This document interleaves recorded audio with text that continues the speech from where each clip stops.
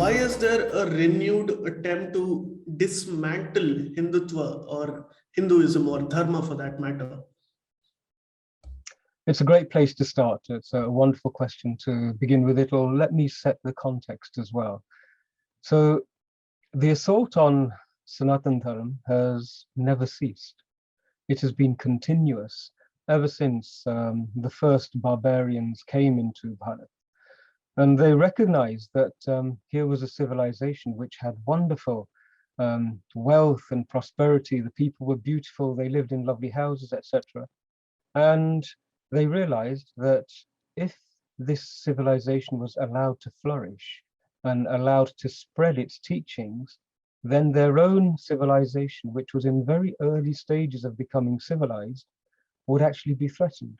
Their power structures were threatened, their philosophies were threatened, but most of all, their civilizational identity was threatened. And so it's exactly the same scenario which happened when Duryodhana encountered the Pandavas.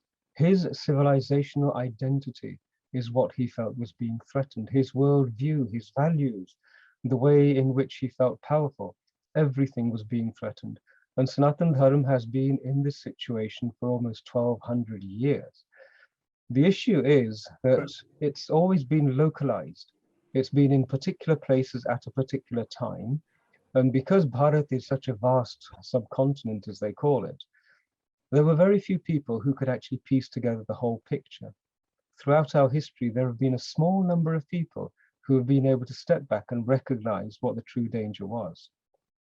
In the current climate, the current communications that we have available to us, the networks that we have built now, and the manner in which we are connected with each other, this is something new.